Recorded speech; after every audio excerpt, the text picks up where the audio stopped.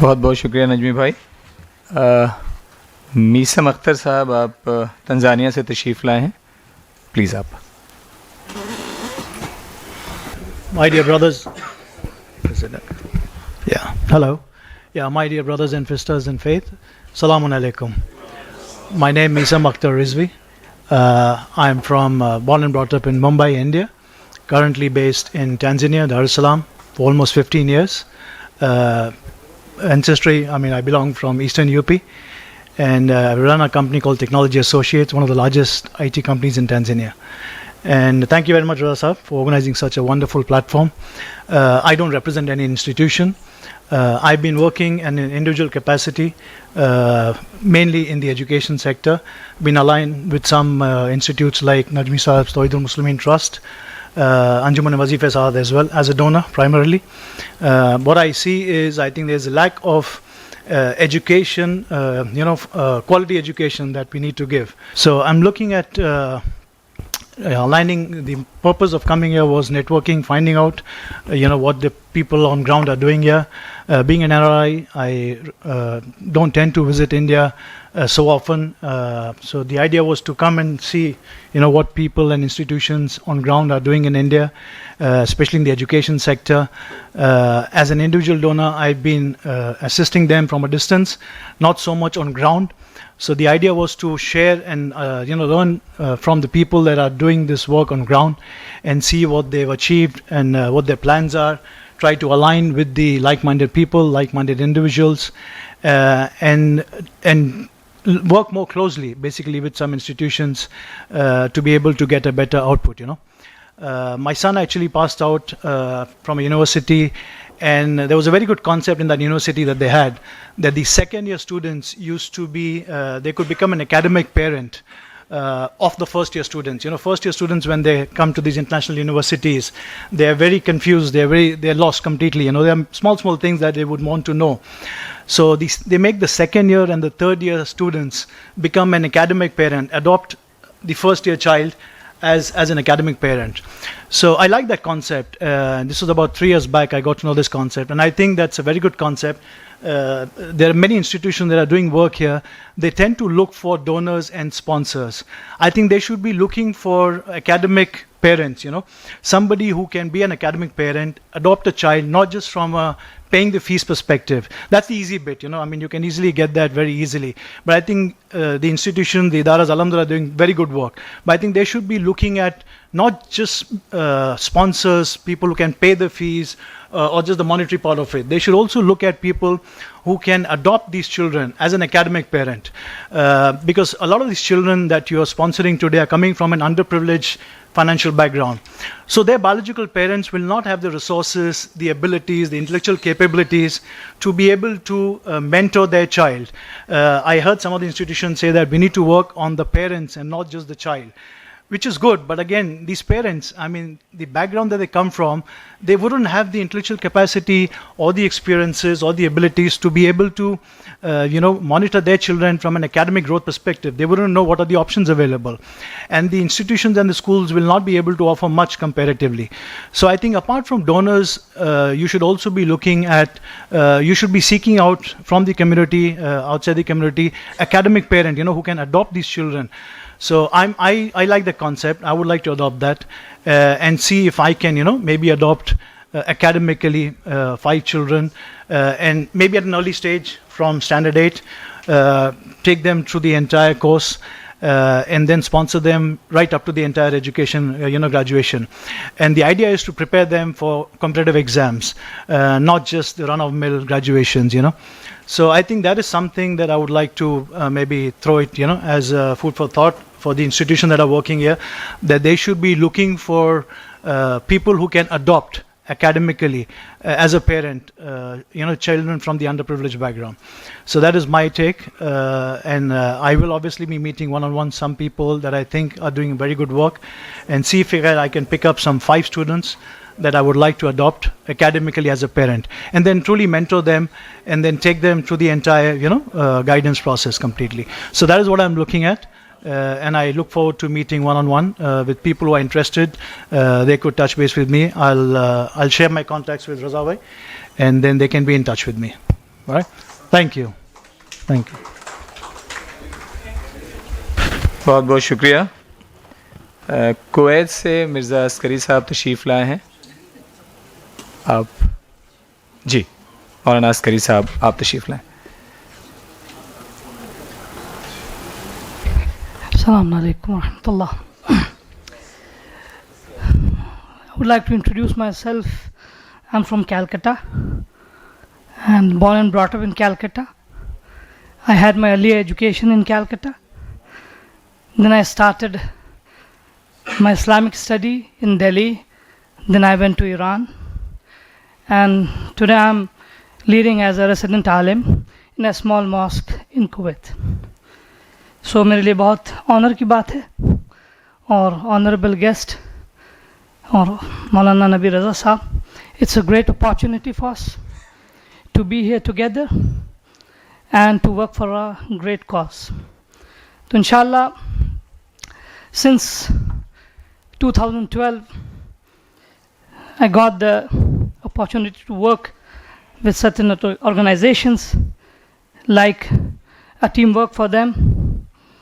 और अल्हम्दुलिल्लाह उसके बाद से 2018 में हमने एक छोटी सी ऑर्गेनाइजेशन और एक ट्रस्ट को फॉर्म किया IMT इमाम अल-महदी ट्रस्ट के नाम से, जिसका हेड ऑफिस कैलकाटा है और उसकी एक पूरी टीम है जिसमें नसीम ज़ैदी साहब के भांजे भी हैं, जनाब सैयद नवेद ज़ैदी। वो तशरीफ़ लाने वाले थे and he was supposed to be here but due to certain reason वो नहीं आ पाए यहाँ।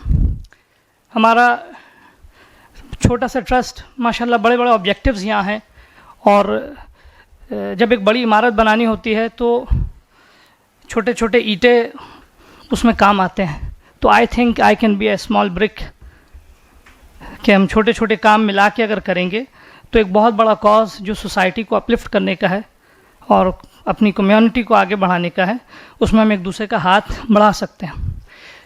मैं बहुत ज़्यादा मेरे पास I don't think sir I have lots of ideas, लेकिन थोड़े बहुत सजेशंस जो कुछ काम किए मैंने छोटे छोटे सेक्टर्स में। 2 स्कूल हैं, मैं बंगाल को फोकस कर रहा हूँ, लेकिन कुछ काम दूसरे एरियाज़ में हुए हैं जिसको मैंने फाउंड नहीं किया बल्कि टेक ओवर किया है। वो ऑलरेडी चल रहे थे स्कूल कि जिस पे मैं उनके साथ अब कोऑर्डिनेशन कर रहा हूँ। अच्छा, एक चीज़ और अर्ज़ कर दूँ कि हमारा फॉरेन फंड पे काम नहीं होता, हमारे पास IFCRA नहीं है, हमारा सब जो है जो हमारी टीम है उन्हीं के कलेक्शंस पे काम होता है। अलबत्ता one more thing I have to admit here that West Bengal में बहुत सारी ऑर्गेनाइजेशंस हैं जिनमें से मैं एक छोटा सा इदारा है हमारा, जिसको मैं यहाँ हमारे रज़ा ट्रस्ट से रियाज मर्चेंट साहब भी हैं, इनका बहुत भी बड़ा काम है माशाल्लाह और बड़े अच्छे तरीके से वेस्ट बंगाल में और कैलकाटा में ये काम कर रहे हैं। और इसके अलावा और भी बहुत सारे इदारे हैं। तो एक सेक्टर ये है। दूसरा सेक्टर जो दोस्तों की मदद से वो ये कि स्टूडेंट्स को, क्योंकि हमारे पास कोई बाकायदा इंस्टीट्यूशन नहीं है कि जहां हम हायर एजुकेशंस के लिए बच्चों को तैयार कर सकें, तो दूसरे ऐसे इदारे हैं कि जो ये कर रहे हैं, तो उनको सपोर्ट करने के लिए या कुछ ऐसे स्टूडेंट हंड्रेड्स में 2, 4, 5 जो है उनको हम इंतखाब करके हायर एजुकेशन के लिए, अब तक हमारे पास अल्हम्दुलिल्लाह अचीवमेंट्स रहे हैं। हमने इंजीनियरिंग में आपकी खिदमत में अर्ज़ करें, मेडिकल में और मुख्तलिफ़ शोबों में स्टूडेंट्स को स्पॉन्सर किया और अब पास आउट के बाद उनकी प्लेसमेंट्स भी हो चुकी है। एक दूसरा काम जो बहुत छोटा सा काम है but it's a need of society, जिसके ऊपर हमारी सिस्टर्स ने बहुत सारे काम बताए यहाँ और दे आर यानी इट्स एन अचीवमेंट और फ़ख्र की बात है हमारे मुआशरे के लिए। कुछ काम ऐसे होते हैं जो रिलीजियो सोशल भी होते हैं और उसमें मजहबी नुक्ता नज़र भी होता है, जिस पे मैंने काम शुरू किया है, जिस पे तवज्जो बहुत ज़रूरी है। हमारी सोसाइटी में एक चीज़ जो बहुत ज़्यादा ज़रूरी है वो है फ़ीमेल फ़ोटोग्राफ़र्स की एंड वीडियोग्राफ़र्स की। जैसे फ़र्ज़ कीजिए पूरे इंडिया में आप देखिए हमारी सोसाइटी में फ़ीमेल जो अपनी कम्युनिटी की नर्स हैं वो आपको शायद 0.0000 नहीं मिलेंगी, नर्सिंग में नहीं है। उसके बाद आपके फ़ीमेल फ़ोटोग्राफ़र्स, मैं क्योंकि एक तालिब इल्म हूँ, मौलाना हूँ, और तो लिहाजा मैं अपने शोबे के मुताबिक कोई सोशल काम भी करूँगा तो इस ज़ाविये नज़र से करूँगा। आज जो हमारे सोसाइटी में शादियाँ होती हैं तो उसमें दूल्हे से पहले जो है दुल्हन की ज़ियारत जो है फ़ोटोग्राफ़र करता है। आई एम सॉरी टू से, ठीक है, क्या वजह ये है? बिकॉज ऑफ हमारे पास फीमेल फोटोग्राफर्स नहीं हैं, वीडियोग्राफर्स नहीं हैं। अगर हमारे पास ऐसी लड़कियां तैयार हो जाएं कि जो फाइनेंशियली भी उनको कोई कमी नहीं है, इस काम पे अगर वो माहिर होती है, तो हम लोग की कम्युनिटी में round the clock and 365 days हमारे यहाँ इवेंट्स होते हैं। कभी मजलिस है, महफिल है, शादी है, XYZ। तो अगर हमारे पास लड़कियां होंगी, इस ऑब्जेक्टिव के साथ हमने एक स्किल सेंटर रजिस्टर किया था, जिसके तहत मैंने अभी इनिशिएट किया है 10 लड़कियों को लखनऊ में, ज़ैनबिया स्किल सेंटर के नाम से है। बहुत रिमोट इलाके में, रुस्तम नगर के नजमी भाई तशरीफ रखते हैं, जानते होंगे। बिल्कुल एक ऐसा इलाका है कि जहाँ आबादी बहुत ज़्यादा, लेकिन बस लोग हैं ज़्यादा, और वहाँ से कोई जी, तो आई एम सॉरी टू से जी जी जी जी हम लोग अलबत्ता बीच में मजलिस पढ़ते हैं तो सलवात भिजवा देते हैं, तो आप भी अगर भेज सकते हैं तो बिस्मिल्लाह, अल्लाहुम्मा सल्ली अला मुहम्मद व आले मुहम्मद। तो मैं ये अर्ज़ कर रहा था, इस ऑब्जेक्टिव के साथ मैंने अभी 10 लड़कियों को वहाँ एकोमोडेट किया। अलबत्ता वो सिर्फ आती हैं, 3 घंटे उनकी क्लासेस होती है। अच्छा, इसके लिए हम जिस इलाके से लड़कियों को लेकर आ रहे हैं, उनके पास बेसिक कंप्यूटर एजुकेशन भी नहीं है, उनको बेसिक्स भी नहीं आते कंप्यूटर के। तो हमने अभी शुरू किया है बेसिक कंप्यूटर से 8 सिस्टम लगाए हमने वहाँ। 10 लड़कियाँ वहाँ पढ़ रही हैं, उनको अभी हम बेसिक कंप्यूटर सिखा रहे हैं। उसके बाद हमारा इरादा है ग्राफिक, फिर उसके बाद एडिटिंग, मिक्सिंग, उसके बाद फिर फोटोग्राफी, वीडियोग्राफी। मेरा प्लान ये है कि इसके बाद जब 10 लड़कियाँ हमारे पास तैयार हो जाएंगी, तो इन 10 लड़कियों को 3 साल के लिए हम इनके साथ बॉन्ड करेंगे। ये हमारे लिए काम भी करेंगी और साथ साथ ये खुद अपनी सोसाइटी में जगह बनाएंगी। इस तरह एक बड़ा मसला, मैं ये कंसेप्ट है, हो सकता है मेरी फ़िक्र छोटी है तो कंसेप्ट बहुत नापुख्ता होगा, लेकिन जो अफराद इसको मुख्तलिफ स्टेट्स में, मुख्तलिफ इलाकों में, India is a big city, big country, तो जो भी इम्प्लीमेंट कर सकता है उसको वो मुख्तलिफ इलाकों में करे। हमारी सिस्टर्स जो यहाँ माशाल्लाह बहुत एक्टिव हैं, वो इस शोबे को अपने हाथ में ले सकती हैं। वुमेन एम्पावरिंग और सोसाइटी के इस बड़े मसले को, कि जो मजहबी भी है और सोशल भी है, हल कर सकता है। तो इस पे ये काम कर रहे हैं हम। साथ साथ एक छोटे लेवल का हम प्राइमरी सेक्शन का कोचिंग शुरू किया हमने, जिस पे तकरीबन हमारा इरादा है 12 सेक्शन तक, लेकिन उसके बाद जो आगे की जो है तालीम है, उसमें जो बड़े बड़े इदारे काम कर रहे हैं उनके साथ इंशाल्लाह कोऑर्डिनेट करेंगे, और उम्मीद है कि हम भी उस बड़े कॉज का हिस्सा बनेंगे। अल्लाह की बारगाह में दुआ है जनाब मौलाना नबी रज़ा साहब और भी जितने भी ऑर्गेनाइज़र्स हैं, हमारे SM रज़ा साहब और हमारे शाहिद प्रधान साहब, और जितने भी लोगों ने दामे दिरहम सुखने, मैं अपनी टेक्निकल ज़बान में बात कर रहा हूँ, जिस एतबार से भी इसमें पार्टिसिपेट किया है, अल्लाह सब की तौफ़ीक़ात में इजाफ़ा करे, and together we can be a part of a big cause. अस्सलामु अलैकुम रहमतुल्लाहि व बरकातुहू। कुछ लोग बचे हुए हैं, लेकिन एक बड़ा ऐसा इस वक्त जो प्रॉब्लम है कम्युनिटी की, उसको मैं रखूँगा, हो सकता है आँखें हमारी खुल जाएँ। इस वक्त कौम में एक बड़ी नासूर की तरह एक चीज़ निकल के आ रही है कि पढ़ी लिखी लड़कियों का मैच नहीं मिल रहा है। तो it's a very typical problem जो अपनी कम्युनिटी में इवॉल्व हो रहा है। और बड़ी माजरत के साथ एक बात मैं रख रहा हूँ, मैं मिला हूँ एक नोएडा में ही एक आगे चल के गाज़ियाबाद में एक फैमिली रहती है, वो जज रिटायर सिविल कोर्ट से थे, और 2 भाई हैं वो, और दोनों की बच्चियां हैं, और दोनों गेस्टेड रैंक के ऑफिसर हैं। 3 बच्चियां हैं, और तीनों में जो सबसे छोटी है उसकी एज 38 ईयर्स हो रही है, और तीनों के लायक मैच जो है अभी नहीं मिल पाया उनको। तो it's a big big big big problem. तो इस पे भी हम लोगों को इंशाल्लाह ध्यान रखना है, इंशाल्लाह कोशिश करेंगे हम लोग। बहरहाल जी जी, तो आगे हम लोग आगे बढ़ते हैं। और खिसाल जाफरी साहब, आपने जो फरमाया बात ये ना कि एक साहब बता रहे थे जी कि सदियों से शोहर जो हुआ करते थे वो थोड़ा एजुकेटेड थे, वो झेल रहे थे, तो फिर अब इसके बाद आज भी हमारी बहनें थोड़ा झेल लें जाहिल मर्दों को तो अच्छा रहेगा इंशाअल्लाह। अच्छा, ये इशारा सिस्टर अस्मा ने किया मुझे कि इस पे मैं कुछ रखूं बात, और इंशाल्लाह देखें आप, बहुत इलेक्ट्रीफाइड माहौल होगा। खिसाल जाफरी साहब पुणे से हैं, सोशल वर्कर हैं। इंशाल्लाह आने वाले वक्त में, जो मैं इनके बारे में सुन रहा हूँ कि शायद MLA का टिकट भी इनको अपने एरिया से मिलने वाला है, और आने वाले वक्त में दुआ कीजिए कि एक MLA इंशाल्लाह। प्लीज। रजा भाई, मैं माफ़ी के साथ चाहता हूँ कि आपने मुझे 10 मिनट बोला था। तकरीबन 8 दिन हुए घर से निकला, घर पे गया नहीं हूँ। इतना लंबा सफ़र करके तय करके आए हो तो 5 मिनट में एक्स्ट्रा आपसे मांगूंगा। मैं अपनी बात रखने से पहले अभी एक अहम मसला आपने बताया, 2 अल्फाज से अपनी बात को आगाज़ करना चाहता हूँ कि दुनिया में वही शख्स है तारीफ के काबिल, दुनिया में वही शख्स है तारीफ के काबिल जो अपने कौम के दर्द का हुनर समझता है, जो अपने कौम का हुनर जानने का दर्द समझता है। और आखिरी के इसके बाद के 2 अल्फाज है वो जब यहाँ से अपने जगह पे जाऊंगा तो सुनाऊंगा। मेरा इंट्रोडक्शन तो आपने बता दिया। बेसिकली बहुत दिनों के बाद में मेरा एक सपना पूरा हुआ यहाँ पे नजर आ रहा है, और शायद ही मेरे लाइफ में पहली बार तो ऐसा हो रहा है कि 3 से 4 दिन में सपना पूरा हुआ है। हर इंसान के कुछ सपने होते हैं, उसकी एक लंबी फेहरिस्त होती है।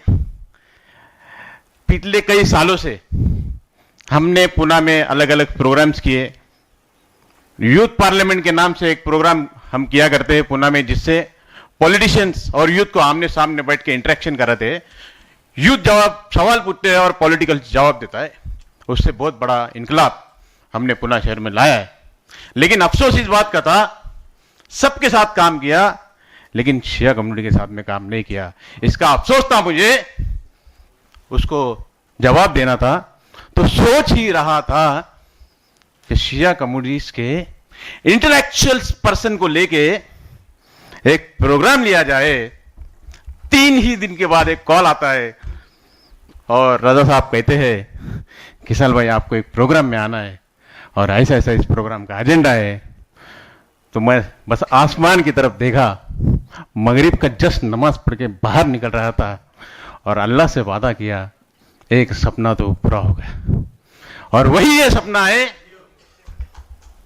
सारे वर्ल्ड के शिया कम्युनिटीज के पर्सनलिटीज, अलग अलग सेक्टर्स में काम करने वाले लोग कौम के दर्द को समझने के लिए, उसके प्रॉब्लम्स का सॉल्यूशन निकालने के लिए एक जगह पे बैठे। कानून की रक्षा और न्याय दिलाने का काम जो अदालत में होता है, आप मुझे बताइए क्या हमारे लोग वहां पे नहीं चाहिए? 1400 साल का इतिहास है। इंसाफ का काम सिर्फ हमने और तुमने किया है और किसी ने नहीं किया है। क्या हमारे लोग वहां पे नहीं होना चाहिए? होना चाहिए। जस्टिस साहब यहां पे हमारे मौजूद है, इस रेशो को किस तरह से आगे बढ़ाना चाहिए वही बताओ। और सबसे अहम जो पिलर है इस डेमोक्रेसी का वो है मीडिया। आपको तो पता है मीडिया की ताकत क्या है।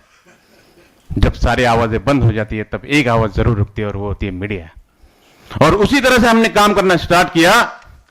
डेमोक्रेसी के साथ अपने कौम को मजबूत करने का काम हमने स्टार्ट किया। और किस तरह से थोड़े पैमाने पे क्यों ना हो हमें कामयाबी मिली। और यही विजन और मिशन रख के हम अपने काम को बढ़ा रहे हैं। और इसके साथ में कौम के डेवलपमेंट्स के लिए, उनके युवाओं के डेवलपमेंट्स के लिए सबसे बड़ा अहम मसला है एंटरप्रेन्योरशिप का फंडिंग का। कॉन्स्टिट्यूशन में यह मेंशन किया गया है कि अगर जिस देश में आप रह रहे हो, इस देश में स्पेशल आगे बढ़े नेक्स्ट। हाँ, ये बात रहेंगे बस। इसी के साथ में जो फील्ड है हमारा, यहां पे काफी सारे एजुकेशनल स्कूल्स इंस्टीट्यूशन के लोग यहां पे बैठे हैं। उनके मसले हैं सेंट्रल गवर्नमेंट्स के और स्टेट गवर्नमेंट में माइनॉरिटी डेवलपमेंट के लिए जब 70 कमेटी की रिपोर्ट्स आई, उसमें किया गया कि माइनॉरिटीज हम इस देश में काफी पिछड़े हुए, इनको एजुकेशनल और सारे लेवल पे डेवलप करने के लिए कुछ कमिटीज बना जाए। स्टेट गवर्नमेंट ने और लोकल गवर्नमेंट ने इसके लिए कमिटीज बनाई, उसमें माइनॉरिटीज के लिए फंड अलॉट किया गया, माइनॉरिटीज के एजुकेशन डेवलपमेंट के लिए एजुकेशनल इंस्टीट्यूट को फंड दिया गया, उनके युवा को डेवलपमेंट करने के लिए एंटरप्रेन्योरशिप को जो फंड दिया गया उसी फंड पे हमने काम किया है। और ये सारे पॉइंट्स आप देखेंगे। वक्फ बोर्ड के जो इश्यूज है, हमारी वक्फ की प्रॉपर्टियां न जाने कैसे कैसे हाथों में चली गई, इसी की वजह से हम इसको डेवलप किस तरह से कर सकते, उसी भी एजेंडे पे काम चल रहा है। और साथ में आखिर में गवर्नमेंट के सारे फंडिंग्स किस तरह से हमें उसका यूटिलाइज मिल सके। हम भीख नहीं मांग रहे हैं, हम अपना कॉन्स्टिट्यूशनल राइट मांग रहे हैं। जो आप टैक्स दे रहे हैं, आप जो किसी भी चीज ले रहे हैं तो उसमें एजुकेशन से और उसी टैक्स के पैसों से ये सारे स्कीम्स अलॉट किए। क्यों हम इनसे दूर रहना चाहिए? बिल्कुल उसी तरह से सबसे अहम जो फंडिंग है एंटरप्रेन्योरशिप का, अभी तक महाराष्ट्र में तकरीबन पिछले 5 साल में 500 से प्लस युवाओं को हमने एंटरप्रेन्योरशिप इसमें फंड दिया गया। नेक्स्ट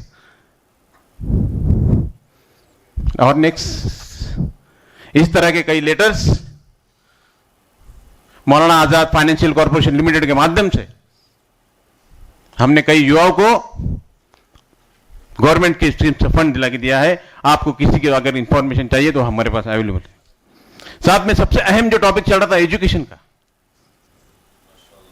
सबसे अहम मसला है। आज सारे एनजीओ यहां पे मौजूद है, सब कहते हैं कि हमने इतने स्टूडेंट को फंड दिया, इतने स्टूडेंट को फंड दिया। जब हमारे एक बात समझ में नहीं आई, जब गवर्नमेंट के बाद बड़े तादाद में माइनॉरिटी एजुकेशन स्कॉलरशिप रहने के बाद में हम क्यों अपनी कौम का पैसा वहां पे डाल रहे? अरे इनकी नाक दबाकर पैसा लेना चाहिए हमने, और लिया है काफी तादाद में, काफी बड़े लेवल पर बस रहने दीजिए, काफी बड़े लेवल पर एजुकेशन स्कॉलरशिप हर स्टेट्स की एनएसपी और डीबीटी पोर्टल के माध्यम से हमने लोकल लेवल पे और महाराष्ट्र में लेके दिया है। आप लोगों से गुजारिश करता हूं कि आप इस पे भी काम कीजिए। फॉरेन स्टडी स्कॉलरशिप हो, गवर्नमेंट के पॉलिसी में किस तरह से आम एजुकेशन मिलना चाहिए उसको पे हो, उसी के साथ में कॉम्पिटिटिव जब एग्जाम की बात हो रही थी, क्या फिर से उस पर बात आता हूं, यूपीएससी आईएएस आईपीएस हमारे पास होना चाहिए, नहीं होना चाहिए। इसका रिजल्ट पुणे में देखिए, ये जो 2 बंदे दिख रहे हैं आपको, ऊपर लीजिए, ये जो 2 बंदे हैं, पुणे एक ऐसा शहर है जिसे कैपिटल ऑफ एजुकेशन कहा जाता है। इंडिया ही नहीं बल्कि सारे बाहर से लोग, तकरीबन 2 लाख लोग पुणे शहर में एजुकेशन हासिल करने के लिए आते हैं। बड़ा अफसोस है इस बात का कि हमारे कौम का जितने भी मेट्रो सिटीज है इंडिया में, सब कहाँ न कहाँ कौम के एनजीओज का कहीं ना कहीं एजुकेशन इंस्टीट्यूट नहीं है। अफसोस इस बात का है कि कैपिटल ऑफ एजुकेशन रहने के बाद भी पुणे में छोटा सा एजुकेशन इंस्टीट्यूट नहीं है। हम चाह रहे हैं कि बड़ी तादाद में वहां से आईएएस आईपीएस लोग बाहर निकलते हैं।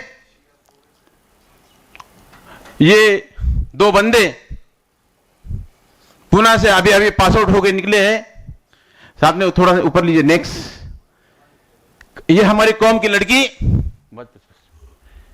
ये बच्ची जो ईरानी कम्युनिटी, क्रिमिनल कम्युनिटी से बिलोंग करने वाली जो बच्ची है, वो आज जज बनते हुए नजर आई। मुंबई के पनवेल, नई मुंबई में इस तरह के कौम के बच्चों के पास इंटेलेक्चुअल्स रहने के बाद भी हम अगर सही से काम करेंगे तो ये एक नहीं 10 स्टूडेंट हमें मिलेंगे। और इंशाल्लाह मैं यकीन मानिए एजुकेशन लेवल में, एजुकेशन फील्ड में बड़ा इनकलाब लाने का काम अगर हम करेंगे तो वो सिर्फ हम ही कर सकते हैं। तीसरा, नेक्स्ट, ये इस तरह के स्कॉलरशिप के प्रोग्राम्स और यूपीएससी और एमपीएससी को प्रमोट करने के लिए हमारे वगैरह ऐसे प्रोग्राम की आप स्क्रीन पे देखेंगे। नेक्स्ट, सबसे अहम जो बात हो रही थी, जो नेक्स्ट, अभी नेक्स्ट, गवर्नमेंट की जितने भी स्कीम्स है, अगर कोई स्कीम गवर्नमेंट लाती है तो सबसे पहले वो पब्लिश करती है मीडिया को, और उसी के लिए हमने स्पेशल न्यूज चैनल लॉन्च किया है, इंडिया नेक्स्ट, इंडिया न्यूज 98। अगर आप इसको सब्सक्राइब करेंगे तो सारे गवर्नमेंट के स्कीम्स, सारे बेनिफिट्स आपको इस पे दिखते हुए मिलेंगे। सबसे अहम जो टॉपिक है हेल्थ का, हमारे एजेंडे पे हेल्थ का टॉपिक था। रजा भाई, मैं आपको बताता चलो, अभी तक स्क्रीन प्ले होते जाइए, अभी तक 2,000 प्लस मेडिकल के बिल हमने गवर्नमेंट से लेके भरे हैं, जिसकी वजह से हमारा 2 करोड़ रुपए जो आप लोग भरते वो बच गया। आयुष्मान भारत के जो स्कीम्स है सेंट्रल गवर्नमेंट का, प्रधानमंत्री जन आरोग्य योजना है, 2 मिनट हो गया, प्रधानमंत्री जन आरोग्य योजना के तहत हर डिस्ट्रिक्ट में उसके कोऑर्डिनेटर है, हर स्टेट में उसके कोऑर्डिनेटर से, उनसे कोऑर्डिनेट करके हमने हमारे कम्युनिटीज के तकरीबन कई करोड़ रुपए का फंड्स इन पेशेंट के लिए दिया है। अगर आपसे इस सेक्टर में काम करने की जरूरत है, आप जिस शहर से, जिस जिले से हो, जिस डिस्ट्रिक्ट से हो, हम उस डिस्ट्रिक्ट के हेल्थ कोऑर्डिनेटर से मैं आपको कनेक्ट करवा के दे सकता हूं। उसी के साथ में मेडिकल कैंप्स, मेडिकल बिल की जो इश्यूज है, नेक्स्ट बस मेडिकल के बिल के इश्यूज हो, कोई दिक्कत नहीं है।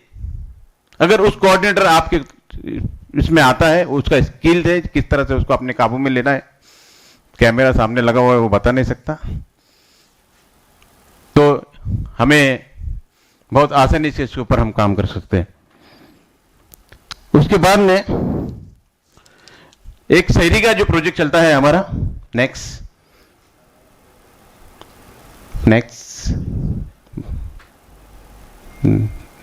से बस आगे लो, नेक्स्ट बस। पुणे में इंटेलेक्चुअल स्टूडेंट पुणे में आते हैं। देखिए, हमने इंटेलेक्चुअल स्टूडेंट जो है उसको अपने पास लाने के लिए कितना आसान काम किया। अब प्ले करते रहिए। पुणे में तकरीबन 2 लाख स्टूडेंट जो बाहर से आए हुए, जो अपने कम्युनिटी से और सुन्नी शिया सारे कम्युनिटी से बिलोंग करते, उन स्टूडेंट को अपने पास लाने के लिए अभी बाहर से आए हुए लोग, एक स्टूडेंट है, वो इनका शहरी का इंतजाम तो कौन करेगा। हमने every Ramzan, every night 550 packet शहरी का इंतजाम किया। उनमें से चाहे वो शिया हो, सुन्नी हो, जो भी रोजा रखता हो, उनको वहां तक पैकेट पहुंचाए। प्ले करते रहिए, आगे बात करूंगा। हमारे पास 550 पैकेट तकसीम करने के बाद में जब पूरा डेटा आया, हम खुद पुणे में रहने के बाद भी पता नहीं था कि पुणे में आज भी 50 प्लस शिया मुस्लिम शिया स्टूडेंट यूपीएससी की तैयारी कर रहे हैं। मैं तो शौक हो गया, बाहर से, लखनऊ से, बिहार से, इधर से उधर, और उन्हीं को अपने करीब करते हुए शहरी के नाम से मुझे उम्मीद है तकरीबन वो 50 स्टूडेंट में से 3 से 4 स्टूडेंट हमने आइडेंटिफाई किया है। यकीनन यूपी और या नेक्स्ट कॉम्पिटिटिव एग्जाम वो पास करके वो इस हमारे कौम की खिदमत करेंगे और इस देश का नाम रोशन करेंगे। अपनी काफ़ी वक्त है, शॉर्टेज है, और भी कार्य प्रोग्राम से आप प्ले करते रहिए। शिया सुन्नी इत्तेहाद का प्रोग्राम, इत्तेहाद इस दौर में बहुत ज़रूरी है, चाहे वो शिया हो, सुन्नी हो, हिंदू हो, मुस्लिम। ऐसे प्रोग्राम हमने यहाँ पे लिए, एक बड़ा इनकलाब लाने का काम हम इस माध्यम से कर रहे हैं। चलाते रहिए, अपनी बात खत्म कर रहा हूँ मैं, और उम्मीद करता हूँ फिर प्ले करते रहिए।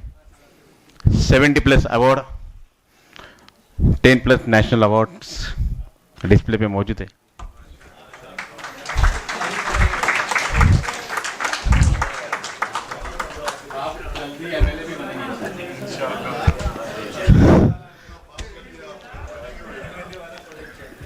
बस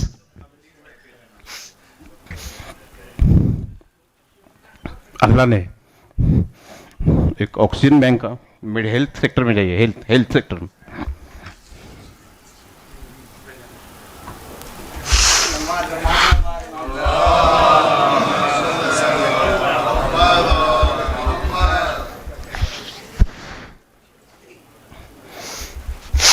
हेल्थ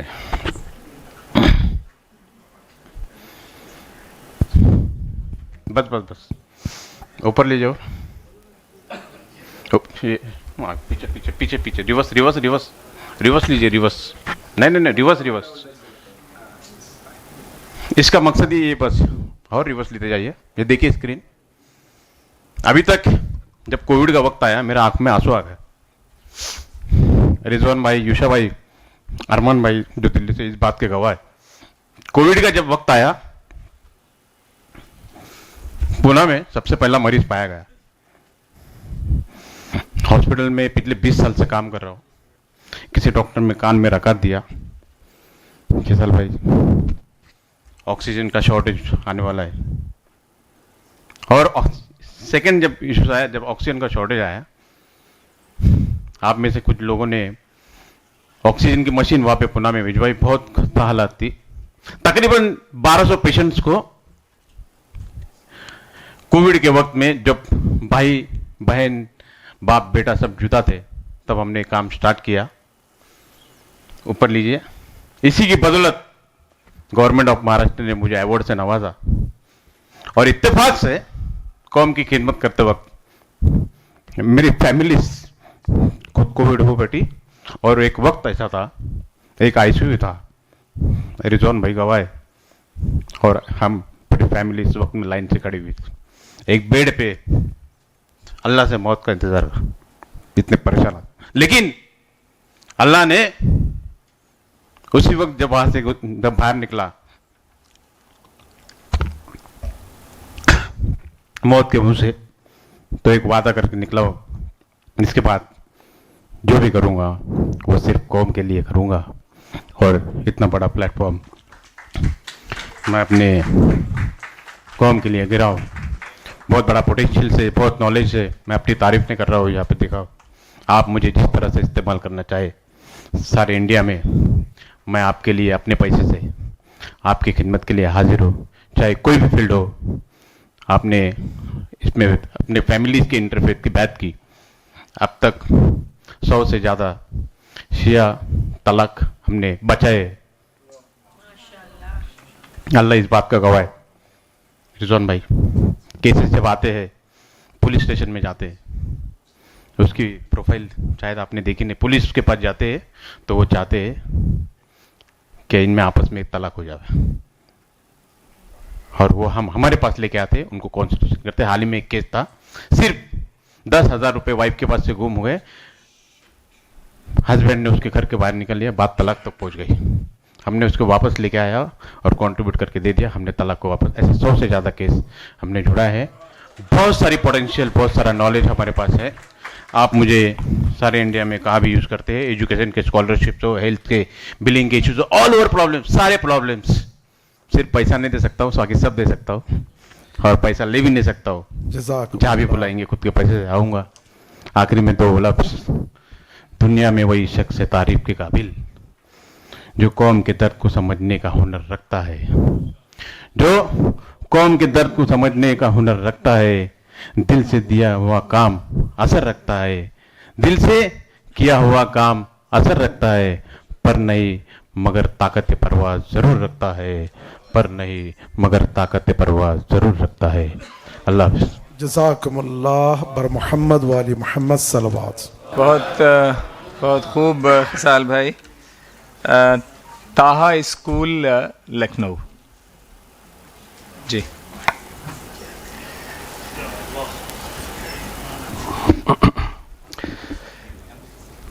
बिस्मिल्लाहिर्रहमानिर्रहीम वत्तक़ुल्लाह व युअल्लिमुकुमुल्लाह। मेरे ख़्याल से अब शुरू में हमारे भाई ने कहा था कि पसमानदा लोगों का वक्त आ गया, अब अति पसमानदा लोगों का वक्त।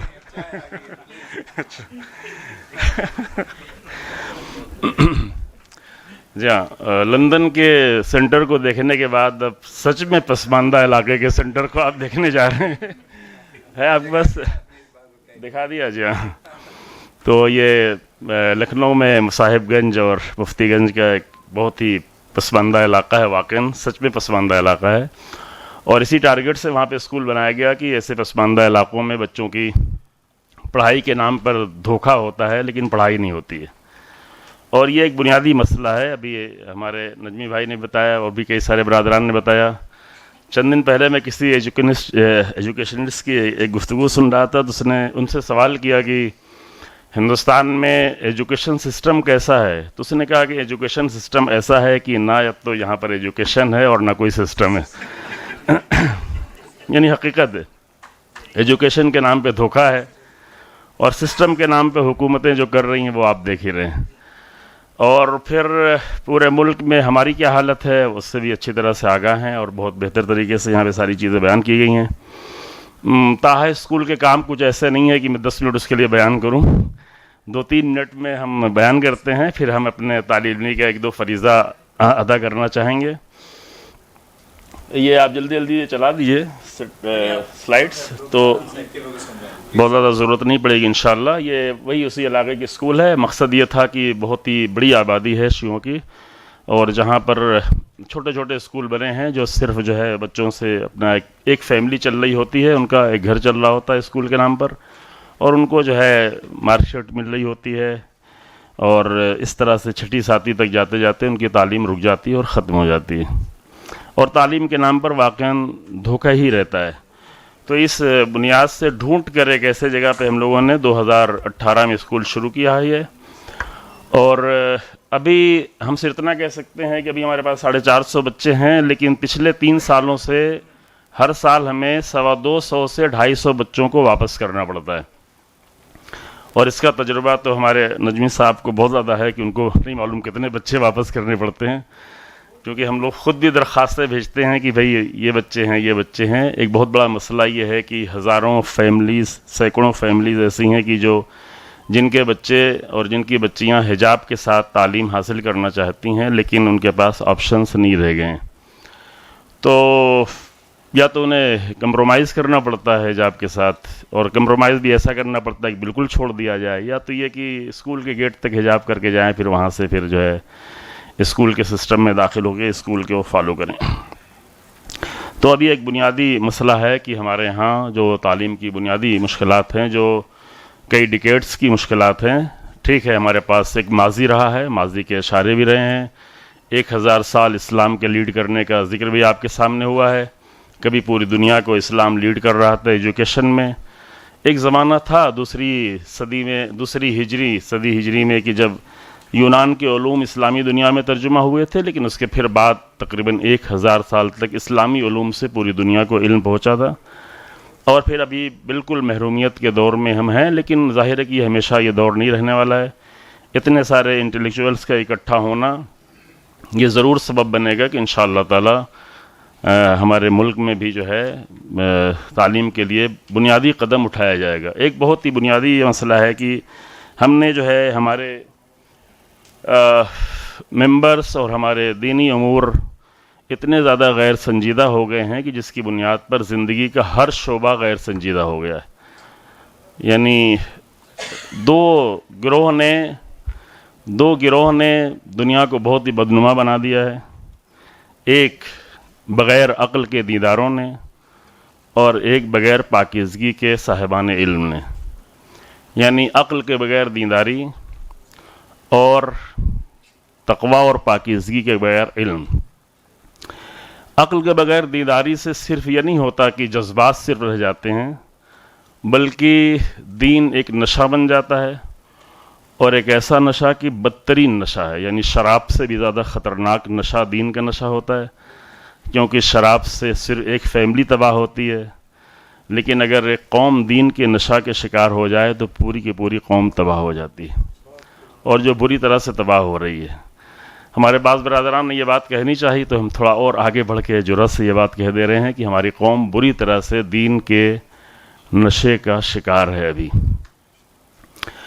और उसका निजात का तरीक़ा यही है कि दीन को अक़लानियत के साथ आगे बढ़ाया जाए, और ये उम्मीद आप जैसे गिरोह से की जा सकती है। दूसरा जो गिरोह है उसके बारे में हम गुफ्तगू नहीं कर पाएंगे, चूँकि अभी हमारा उसका मौजू नहीं है, लेकिन पाकीज़गी के बग़ैर इल्म ने जो काम किया है, तो हम नागासाकी या हिरोशिमा या फर्स्ट वर्ल्ड वार या सेकंड वर्ल्ड वार की बात नहीं करेंगे।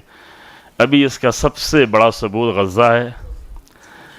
इल्म के पाकीज़गी के बग़ैर इल्म, तक़वा के बग़ैर इल्म, तरबियत के बग़ैर इल्म का सबसे बड़ा सबूत जो है वो गज़ा है। लेकिन गज़ा ने एक बहुत बड़ा मोजज़ा किया है, वो भी मैं कहना चाहूँगा। गज़ा ने एक बहुत ही अजीब मोजज़ा किया है। आप कहेंगे कि ये बात शायद जो है हमारे एजुकेशन से ताल्लुक़ नहीं रखती, लेकिन आप 1.5 मिनट बाद आपको मालूम हो जाएगा है उसका ताल्लुक़। गज़ा ने मोजज़ा ये किया है कि वो इंसान की फ़ितरत, जो अल्लाह ने हर इंसान की फ़ितरत में अदालत रखी थी, अदालत पसंदी रखी थी, और हर इंसान फितरी तौर पे जुल्म को बुरा समझता है, चाहे वो ख़ुद जुल्म कर रहा हो तो भी उसको बुरा समझता है, क्योंकि वो अंदर से उसके अंदर कोई आवाज़ उठ रही होती है। लेकिन मगरबी कल्चर ने और वेस्टर्न तालीम ने और उनके कल्चर ने आकर हवा व हवस, लज्जतें, अच्छे रेस्टोरेंट्स, अच्छी ग़ज़ाएँ, बॉयफ्रेंड, गर्ल्सफ्रेंड, वीकेंड्स, इन सारी चीज़ों ने आकर इंसान की अदालत की आवाज़ को पूरी तरह से दबाकर दफन कर दिया था। लेकिन गज़ा के 18,000 बच्चों के खून ने पूरी दुनिया के आम इंसानों की अदालत की आवाज़ को बुलंद कर दिया है। ये एक बहुत बड़ा मोजज़ा है। ऐसा इस मोजज़े का ताल्लुक़ क्या है हमारे इस प्रोग्राम से? प्रोग्राम ये है कि अगर दुनिया, देखें यहाँ पे हम बात जो कर रहे हैं तो आम इंसानों की बात कर रहे हैं, किसी मज़हब की भी नहीं। कोई भी मज़हब हो, कोई भी कम्युनिटी हो, वहाँ पे अदालत की आवाज़ ये उभर कर फितरी आवाज़ पूरी दुनिया में उभर गई है, जो अच्छी तरह आप जानते हैं। सिवाय हाकिमों को छोड़ के और कुछ गुमराह करने वाले मौलवियों को छोड़ के, 2 गिरोह को हटा कर, इनके अंदर कभी अदालत की आवाज़ नहीं उभरने वाली है, चूँकि इतने जुर्म हैं कि वो अदालत की आवाज़ को सुन नहीं सकते। लेकिन आम इंसानों में हर कम्युनिटी के ये अदालत की आवाज़ बुलंद हुई है।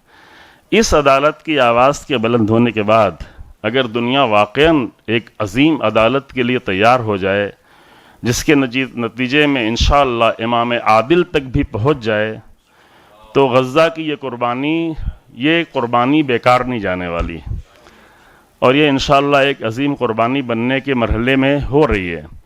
अब इसका ताल्लुक़ इल्म से ये होगा कि जब दुनिया इस तरह से अदालत के लिए तैयार हो गई है और वाक़ईन क़ल्बी तौर पर ये आवाज़ें उठ रही हैं लोगों में, तो दुनिया की मुश्किल को कौन हल करेगा?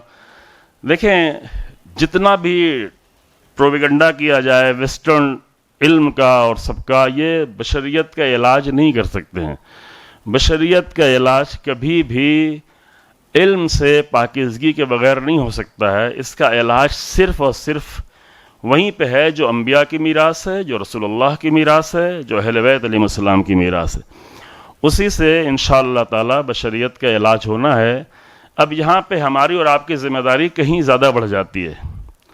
किसी भी एजुकेशनिस्ट से, किसी भी तालीम याफ्ता इंसान से कहीं ज़्यादा बढ़ के ज़िम्मेदारी बढ़ जाती है जिनके पास अहले बैत की उलूम है, रसूलुल्लाह की उलूम है और अम्बिया की मीरास है, कि वो इल्म को इस तरह से पेश कर सकें कि जो सिर्फ डेटा ना हो, सिर्फ जो है डिग्रियाँ ना हो, सिर्फ पैसा कमाने का ज़रिया ना हो, बल्कि वो तरबियत के ज़रिए से इंसान भी बना रहा हो। और इंसान बनने का प्रोसेस जारी है। हम एक ऐसे ज़माने में ज़िंदगी गुजार रहे हैं कि जहाँ पे हम शुक्र अदा कर सकते हैं कि एक इमाम खुमैनी रहमतुल्लाह अलैह के इनकलाब के ज़रिए से दुनिया आशना हुई है ऐसे अक़दार से, ऐसी वैल्यूज़ से कि जिसके बारे में सोचा भी नहीं जा सकता था। यानी इनकलाब के पहले सोचा नहीं जा सकता था कि ऐसी वैल्यूज़ हो सकती हैं। आज भी दुनिया नहीं सोच पा रही गज़ा में क्या हो रहा है, लुबनान में क्या हो रहा है, ईरान में क्या हुआ, ये कौन से लोग हैं, ये कौन सी फ़िक्र है, ये कौन सी सोच है। तो आमादगी दुनिया की बहुत ज़्यादा है। और एक हदीस छोटी सी पेश करता हूँ कि जिसमें यह कहा गया है, बहुत मुतबर किताबों में है, वसाइल शिया और दीगर अहम किताबों में यह हदीस मौजूद है, जिसमें यह कहा गया है कि अगर दुनिया के सारे इल्म को, किसी एक ज़माने के नहीं बल्कि पूरी दुनिया की, पूरी तारीख़ के सारे इल्म को 27 हिस्सों में तकसीम किया जाए, तो इमाम ज़मान के ज़हूर तक उसका सिर्फ 2 हिस्सा कश्फ हो चुका होगा, बाकी 25 हिस्सा इमाम ज़मान के ज़हूर के ज़रिए से कश्फ होगा। तो ये कोई भी चीज़ मोजज़े के ज़रिए से नहीं होने वाली है। यहाँ बहरहाल एक ऐसा गिरोह तैयार होगा कि धीरे धीरे दुनिया को इस लायक बनाएगा कि जो अक़लानियत के साथ और पाकीज़गी के साथ इल्म और दीन का सफ़र तय करे इंशाअल्लाह ताला। और ये काम आप सबके ज़रिए से, हमारे बुजुर्गान यहाँ पे बैठे हुए हैं उनके ज़रिए से, और अगर हो सका तो हम जैसे तालिब इल्म भी उसमें कुछ हिस्सा कर सकें। और एक छोटा सा मशवरा भी देना है, वक्त का पूरा ख्याल है हमें। एक बीच में छोटा सा नुक्ता बयान कर दूँ, 2009 में जो हमारी पहली मैगज़ीन इनोग्रेट हो रही थी तो कल्ब साइद साहब मरहूम मौजूद थे। मेरी तकरीर के फ़ौरन बाद उनकी तकरीर थी। मेरा वक्त 20 मिनट था, मेरी 21.5 मिनट शायद तकरीर हो गई थी। तो उन्होंने कहा कि जॉन साहब लंबे हैं इसलिए उन्होंने लंबी तकरीर की है, मेरा कद छोटा है। तो मैं उसके बाद से 2009 से मुझे हमेशा ये ख्याल रहता है कि गुफ्तगू हमारी वक्त से ज़्यादा ना होने पाए। लेकिन इस हदीस के तहत इंशाअल्लाह ताला ये ताहा स्कूल के जो आप चीज़ें देख रहे हैं, ये सब जो है बहुत इब्तदाई चीज़ें हैं। इंशाअल्लाह अल्लाह मदद करेगा और कोशिश होगी और पाकीज़गी होगी तो बहुत बड़े काम हो सकते हैं, और इसके पोटेंशियल भी मौजूद हैं, अफराद भी मौजूद हैं। मशवरा एक ये था कि जैसे शुरू में बात की गई कि कोलैबोरेट एफर्ट जो है और कोऑर्डिनेट एफर्ट ऐसे किए जाएं, तो उसका एक तरीका ये हो सकता है कि इतने इंटेलेक्चुअल्स यहाँ पे मौजूद हैं, वो जाहिर है कि अगर हम ये सोचें कि यहाँ से उठेंगे और सब जगह हर जगह जाके बहुत बड़े बड़े स्कूल कॉलेज यूनिवर्सिटी बन जाएगी, तो ये होने वाला नहीं है। लेकिन हाँ, ये ज़रूर किया जा सकता है कि इतने सारे लोग मिलकर हर साल किसी भी एक शहर में अगर एक प्रोजेक्ट को रन कर दें तो इंशाअल्लाह 10 सालों में हमारे 10 शहरों में बड़े प्रोजेक्ट रन हो सकते हैं। किसी भी शहर में जहां सब लोग मिल के इंतखाब करें, क्योंकि ज़्यादातर लोग पसमानदा ही हैं यहाँ कुछ लोग जो है अपने पैरों पे खड़े हुए हैं, तो उनके दिल की ख्वाहिश भी है, वो संजीदा भी हैं, मुखलिस भी हैं, लेकिन उनके पास सोर्सेज नहीं है, रिसोर्सेज नहीं है। तो सब मिलकर अगर एक शहर को टारगेट करके सब अपने अपने, पैसा ही सब कुछ नहीं है, उसके अलावा और भी बहुत सारी चीज़ें हो सकती हैं, उसके ज़रिए से बहुत सारे उमूर को आगे बढ़ाया जा सकता है।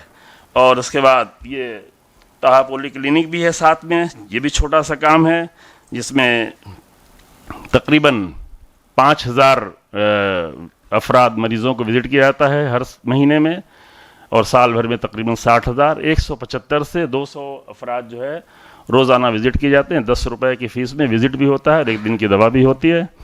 और उसके अलावा मरियम मैगज़ीन है जो 2009 से अभी तक चल रही है, माहाना। कोविड के ज़माने में कुछ हमें ऑनलाइन करना पड़ा, लेकिन वो हमेशा माहाना रही है। और हम पूरे इत्मीनान से ये कह सकते हैं कि हिंदी ज़बान में अहले बैत की तालीमात का कोई भी इतना बड़ा लिटरेचर कहीं मौजूद नहीं जितना मरियम मैगज़ीन के पास है। और अल्हम्दुलिल्लाह वो साइट पे भी आ चुकी है, सब तो नहीं आया है, धीरे धीरे ला रहे हैं। eMaryam.com के नाम से आप देख सकते हैं, और उसका एप्लीकेशन भी बन गया है, बहुत जल्दी वो एप्लीकेशन भी आ जाएगा। क्योंकि 15 साल पहले हम लोग बैठ के बहस कर रहे थे कि मैगज़ीन उर्दू में निकाली जाए कि हिंदी में, तो ये तय पाया कि जब दो चीज़ों के दरमियान में फ़ैसला करना हो कि अपने जवानों का हम दीन बचाएं या ज़बान बचाएं, तो ज़बान से ज़्यादा अहम बहरहाल दीन है, तो लिहाजा दीन बचाना, इसलिए हमने हिंदी में ये मैगज़ीन का इनिशिएटिव लिया। और आखिर में ये कि इंशाअल्लाह ताला अहले बैत की तालीमात के ज़रिए से उनकी ज़िंदगी बहुत पहले गुजर चुकी है, लेकिन उनकी सदाकत और उनका किरदार आज भी बाकी है। और आखिर में एक शेर पढ़ के बात को ख़त्म करते हैं कि जिनके किरदार से आती हो सदाकत की महक, उनकी तदरीस से पत्थर भी पिघल सकते हैं।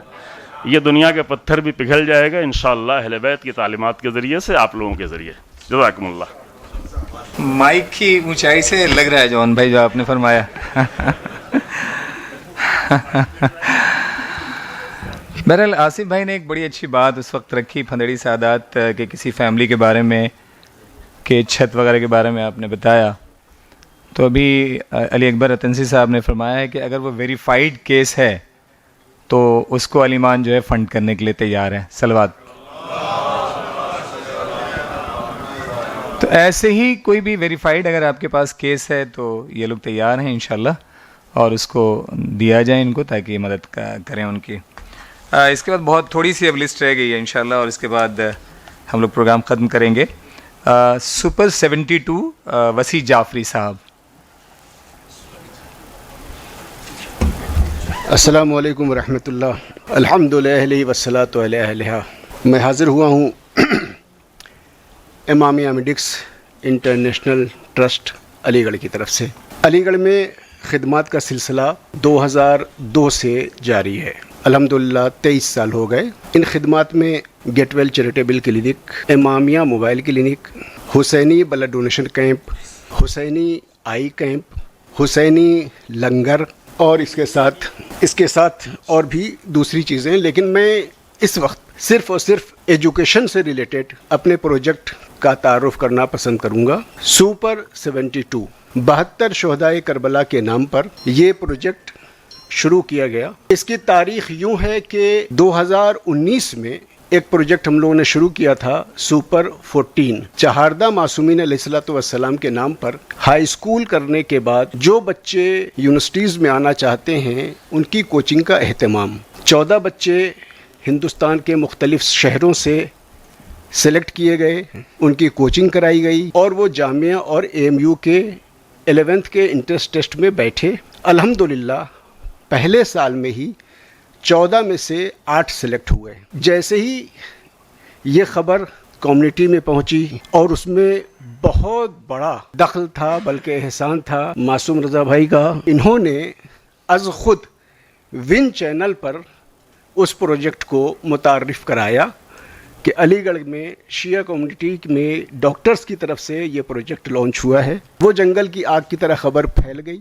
नतीजा ये हुआ कि रिज़ल्ट भी आया और उसी रिज़ल्ट के पीछे पीछे नजफ़ी हाउस से अनीस भाई भी तशरीफ़ लाए, अलीगढ़ आए। कई लोगों से मीटिंग थी उनकी। पहली मीटिंग ज़िंदगी में उनसे मेरी थी। वो उन्होंने कहा कि ये सुपर 14 क्या है। मैंने सब एक्सप्लेन किया तो उनका जब सवाल था कि 14 क्यों, तो मेरा जवाब था कि मासूम 14 और मेरी क़ुव्वत भी इतनी है कि मैं 14 बच्चों का इंतज़ाम कर सकूं। तो उनका जवाब था कि 72 क्यों नहीं। मैंने कहा नहीं, 72 नहीं, 313 भी हो सकते हैं, 1,24,000 भी हो सकते हैं, फंड की सब मुश्किलें हैं। तो कहा आप परेशान ना हो, आप हिम्मत करें। तो मैंने कहा इंशाअल्लाह अगर आप मेरे साथ हैं तो हम आगे बढ़ने को तैयार हैं। बस वो दिन था और उसी दिन गोया दिल में सुपर 72 आ गया और 1 महीने के बाद वो लॉन्च भी हो गया। सुपर 72 सन 2000 में ही लॉन्च कर दिया गया था। 70 बच्चे तकरीबन मुंतखब कर लिए गए थे। 35 डे स्कॉलर के तौर पे लखनऊ में और तकरीबन 35 ही अलीगढ़ के लिए। लखनऊ में घास वाली मंडी में एक कोचिंग सेंटर से टाई अप किया गया कि बच्चे आकर आपके यहाँ सिर्फ कोचिंग करके अपने अपने घर चले जाएंगे। अलीगढ़ में हम लोगों ने किराए का मकान लिया और यह था कि बच्चे हाई स्कूल के बाद इंशाल्लाह यहाँ आएंगे और कोचिंग का सिलसिला शुरू हो जाएगा। लेकिन उसी के बाद कोविड आ गया। खुदा को कुछ और बेहतर करना था हमारे हक़ में। हम लोगों के पास अपना कोई बेस नहीं था। 2002 से खिदमत अंजाम दे रहे थे, लेकिन किसी दूसरी की बिल्डिंग में, किसी दूसरे सोसाइटी की बिल्डिंग में, और उस सोसाइटी वालों से आए दिन कुछ न कुछ सुनने को मिलता था। जब ये सुपर 72 का जहन में ख्याल आया और बात आगे बढ़ी तो गैब से मदद हुई, ज़मीन ख़रीदी गई, उस ज़मीन पे अपनी बिल्डिंग बनाई गई। अल ईमान की सरपरस्ती में, अल ईमान की लीडरशिप में वो बिल्डिंग बन गई। अल्हम्दुलिल्लाह उस बिल्डिंग में 72 शोहदाए करबला के नाम पर 72 बच्चों के रहने, सहने, खाने, पीने, तालीम, तरबियत, क्लासेस का इंतज़ाम है। पूरा एक फ्लोर सिर्फ reading room, class room, computer room, नमाज रूम इसके लिए वक्फ है। 2 फ्लोर में हॉस्टल है जिसमें एक रूम में 4 बच्चे रह सकते हैं। उस रूम की का डायमेंशन तकरीबन 14 फीट बाई 10 फीट और डबल डेकर। लेकिन हालात ऐसे हैं कि जितने बच्चे अभी चाहिए थे उतने बच्चे हमारे पास नहीं हैं। जैसा कि मेरे भाई ने कहा था हुसैनगंज से आए हुए कि कौम मसरूफ़ है, यकीनन मैं भी गवाही देता हूँ कि कौम मसरूफ़ है। इसलिए कि मेरे पास जितनी एप्लीकेशन मुहर्रम में आई है उससे ज़्यादा एप्लीकेशन मुहर्रम के बाद से अब तक आ चुकी है। आप सोच सकते हैं कि 2 महीना 8 रोज में अगर हमारे पास 20 एप्लीकेशन आई है तो इधर 20 दिन में 20 मजीद आ चुकी है। तो गोया कौम उसमें लगी हुई थी। अल्हम्दुलिल्लाह वो सिलसिला 2024 में शुरू हुआ। 2025 में मेरा पहला बैच सुपर 72 का निकल चुका है और मैं ये कहने में कोई झिझक नहीं है कि हमने तकरीबन कौम के 3 करोड़ रुपए बचाए हैं। और वो यूं बचाए हैं कि एक प्राइवेट मेडिकल कॉलेज में एक बच्चे की फीस 1 करोड़ 30 लाख तक जा रही है, और अगर कम से कम आइए तो 80 लाख और 90 लाख पे जा रही है। हमारी कोचिंग के पहले बैच के 2 बच्चों का MBBS में एडमिशन हो गया है। तो अगर आप 80 लाख से भी लीजिए तो 1 करोड़ 60 लाख आपके कौम के बचे हैं। इसलिए कि प्राइवेट मेडिकल कॉलेज में जहां 80 लाख और 1 करोड़ 30 लाख लग रहा है, वहीं गवर्नमेंट मेडिकल कॉलेज में जब इन बच्चों का एडमिशन हुआ है तो 1 साल की फीस 40,800 रुपए दी गई है। आप कंपेयर कीजिए, 1 साल की फीस 40,800 रुपए और कहां 1 साल की फीस 15 लाख रुपए। तो अगर बच्चे हमारी कौम की मेहनत करें तो हम गवर्नमेंट से भी अपना हक ले सकते हैं। तो अल्हम्दुलिल्लाह 12 बच्चों से हमने शुरू किया था, वही तादाद, और उस 12 में से 2 बच्चे MBBS में उनका एडमिशन हो गया। इंशाल्लाह 22 तारीख से उनकी क्लासेज शुरू होने वाली हैं। इसके बाद 5 बच्चे ऐसे हैं। अच्छा, मैं ये भी बताता चलूं कि ये बोर्डिंग है, हॉस्टल है, इसमें मुख्तलिफ शहर के बच्चे हैं, शहर अलीगढ़ के बच्चे नहीं हैं। जो बच्चा इसमें MBBS में अभी एडमिशन हुआ है, एक बच्चा दरभंगा से बिलोंग करता है, एक बच्चा मुरादाबाद से बिलोंग करता है। 5 बच्चों का बीटेक में एडमिशन हुआ है। इसमें पहला बच्चा है मोहम्मद ओन, सुल्तानपुर का रहने वाला है, बीटेक CSAI में, IIIT इलाहाबाद में इसका एडमिशन हुआ है। दूसरा बच्चा मोहम्मद अब्बास है, हल्लौर का रहने वाला है, बीटेक इलेक्ट्रिकल में AMU में एडमिशन हुआ है। तीसरा बच्चा सैयद अली गाजी है, मुजफ्फरनगर का रहने वाला है, बीटेक मैकेनिकल में जामिया मिल्लिया इस्लामिया में एडमिशन हुआ है। चौथा बच्चा असगर अब्बास है, आजमगढ़ का रहने वाला है, बीटेक इलेक्ट्रॉनिक्स में AMU में एडमिशन हुआ है। इसके अलावा 5वां बच्चा मोहम्मद बाकरुल मेहदी है, आजमगढ़ का रहने वाला है, बीटेक इलेक्ट्रॉनिक में एडमिशन हुआ है। एक बच्चा मोहम्मद गाजी है, ये 2 भाई थे, अली गाजी, मोहम्मद गाजी। मोहम्मद गाजी मुजफ्फरनगर के रहने वाले हैं, दोनों सगे भाई थे। इस बच्चे का डिप्लोमा कोर्सेज में, नेवी के एक कोर्स में डिप्लोमा में एडमिशन हुआ है बम्बई के एक कॉलेज में। और 9वां बच्चा सज्जाद अब्बास रिजवी है, हल्लौर का रहने वाला है, डिप्लोमा इंजीनियरिंग AMU में इसका एडमिशन हुआ है। ये पहले बैच की कहानी थी। अल्हम्दुलिल्लाह दूसरा बैच हमारा चल रहा है। 14 से अब हम 35 पे पहुंचे हैं। इस वक्त हमारे यहाँ 35 स्टूडेंट हैं, जिसमें इस साल 11 लड़कियां भी शामिल हैं। इन 11 लड़कियों में 8 लड़कियां हॉस्टलर हैं, उनके लिए अलग हॉस्टल का इंतज़ाम है, बॉयज़ के लिए अलग हॉस्टल का इंतज़ाम है। तकरीबन 11 लड़कियां और 24 लड़के इस वक्त हैं। जो वहाँ का सिलसिला है तालीम का, वो ये है कि अगर डॉक्टर हो तो दीनदार हो, इंजीनियर हो तो दीनदार हो। इसलिए हॉस्टल में एज ए वार्डन एक आलिम दीन को रखा गया है कि जो 5 वक्ता नमाज जमात के साथ पढ़ाएं और बच्चों की दीनी तरबियत भी करें। बच्चों को हफ्ते में सिर्फ 1 दिन 2 घंटे के लिए निकलने की इजाज़त है। कंप्यूटर लैब है, ताकि अगर वो ऑनलाइन सपोर्ट लेना चाहते हैं तो ऑनलाइन सपोर्ट लें।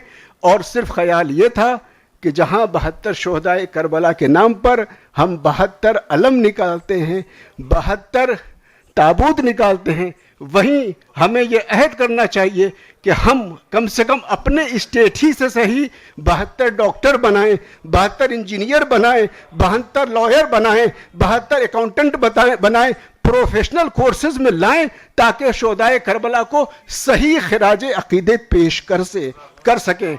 हमें आपसे ताउन की भी उम्मीद है और दुआओं की भी दरख्वास्त है। वस्सलाम। कम्युनिटी के लिए एक सरमाया है एरा यूनिवर्सिटी लखनऊ। एरा की टीम यहाँ मौजूद है, मैं चाहता हूँ कि आप तशरीफ़ लाएँ। Era medical college Lucknow. इसमें एक चीज़ और मैं जोड़ना चाहूँगा, सर से मैंने बात की, जितने भी अपने स्कूल्स हैं जहाँ 10+2 तक के कोर्सेज़ हैं, जो पैरामेडिकल कोर्सेज़ हैं एरा यूनिवर्सिटी के, आप इनसे समझें कि क्या आप अपने स्कूल में इस तरह के कोर्स लॉन्च कर सकते हैं क्या? जी प्लीज़।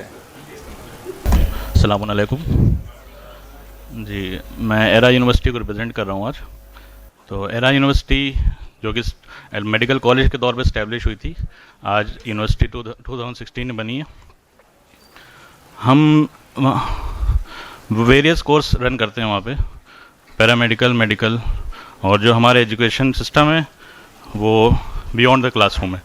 तो हम लोग कुछ टूल्स जैसे केयर, स्टडी वॉल और मेडिकल स्किल्स के नाम से उसको वीडियो में आपको शो करेंगे।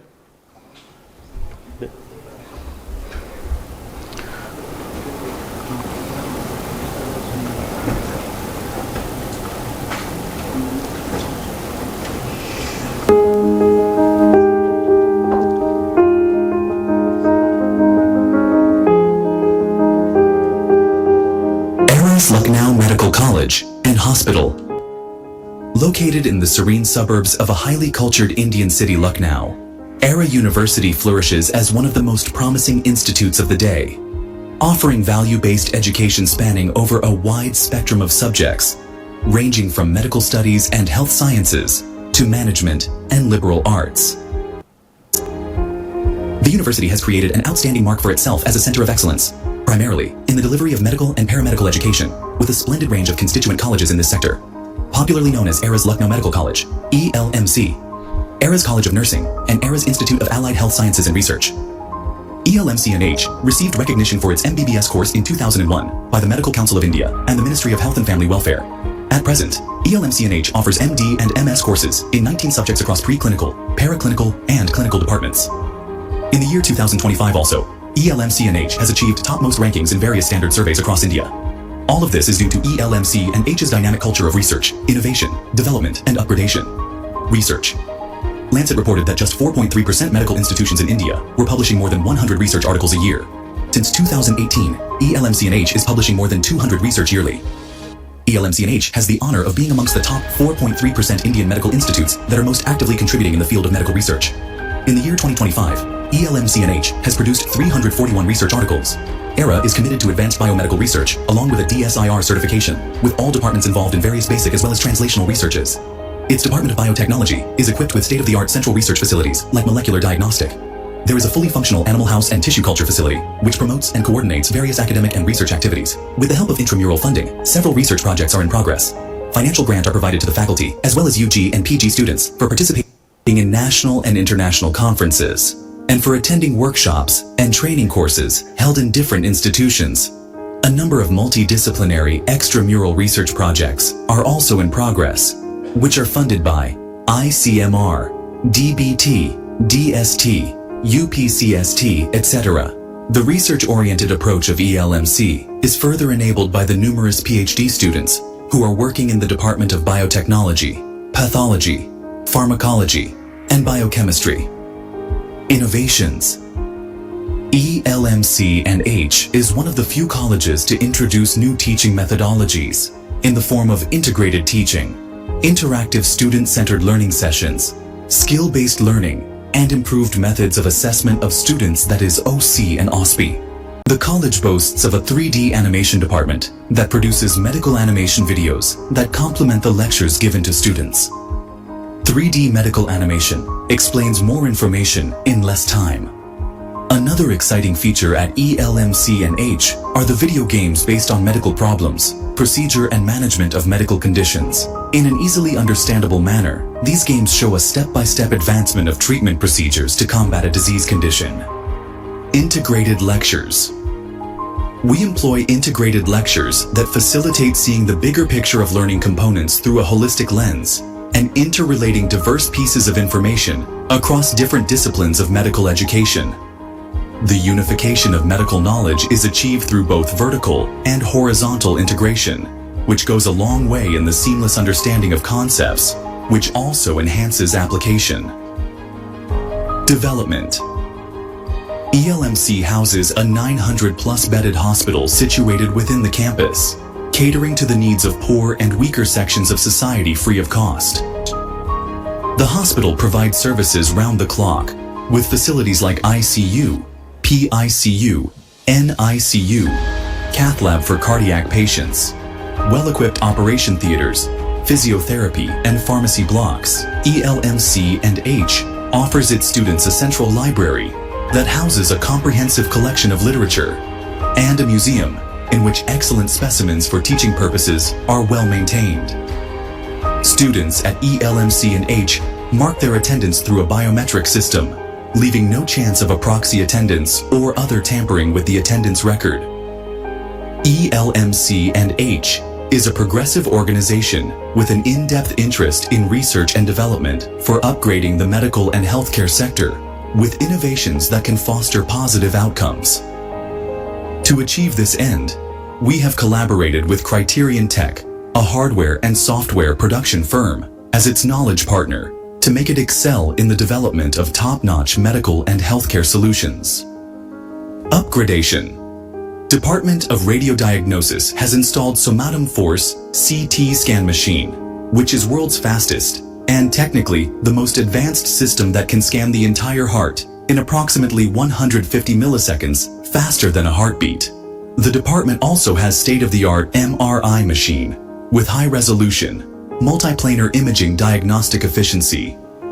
It proves valuable in the diagnosis of diseases of the central nervous system and musculoskeletal disease, along with experienced faculty and modern equipment like DSA, mammography, high-resolution color Doppler, the latest USG machines and digital X-rays. This department acts as a referral center in the zone. ICP-MS. Our pathology department posts that PerkinElmer's Nexion 2000 is the most versatile ICP-MS on the market, featuring a new technique enabling users to quantify the amount of metal in an individual cell for the first time. It has the industry's fastest data acquisition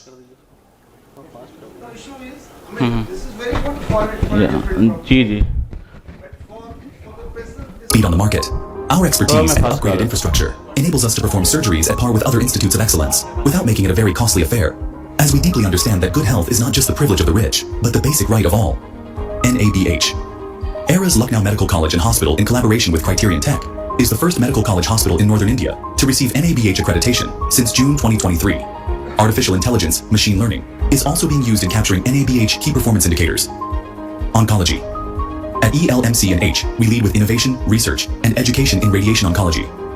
We have Uttar Pradesh's first SGRT installation and expertise in treating tumors across various parts of the body with accuracy and minimal side effects, and provide comprehensive services including external beam radiation therapy, EBRT, and brachytherapy. As a result of these efforts, Eras Lucknow Medical College and Hospital was awarded the highest independent honor in India, Scotch Award, on the 29th of November 2019. Government of Uttar Pradesh and Department of Medical Education has awarded Eras Lucknow Medical College and Hospital in 4 different categories. The progressive culture at ELMC and H continues to endeavor for quality in all its undertakings to empower medical education and healthcare services with the best of what can be possible.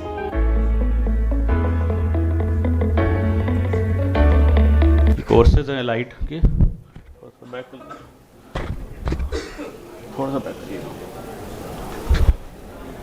The progressive culture at ELMC and H continues to endeavor for quality in all its undertakings to empower medical education and healthcare services with the best of what can be.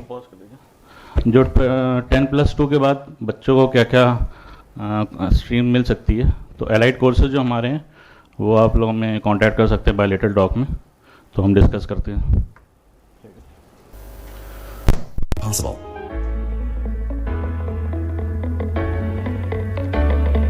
ERA University, in association with its sister concern, Criterion Tech, has also developed a set of digital educational products to make learning smarter.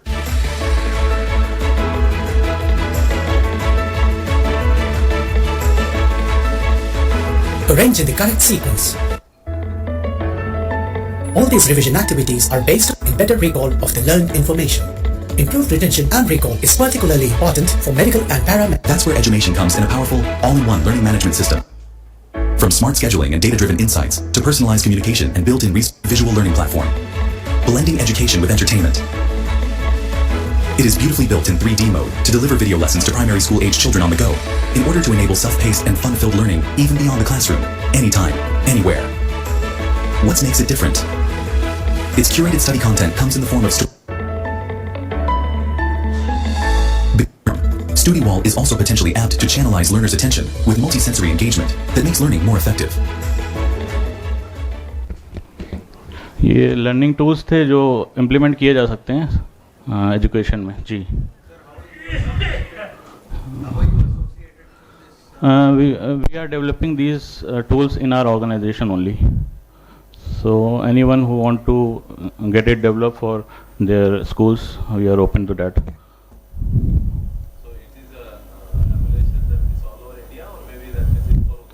No, all over India. It's a online web-based application.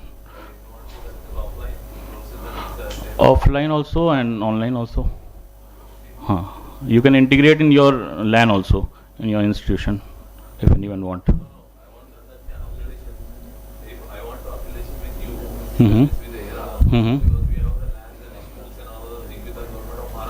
Okay.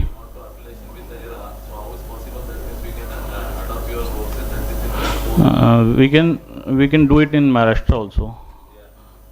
You have to come to Maharashtra and then you have to get affiliated to Maharashtra government, state government.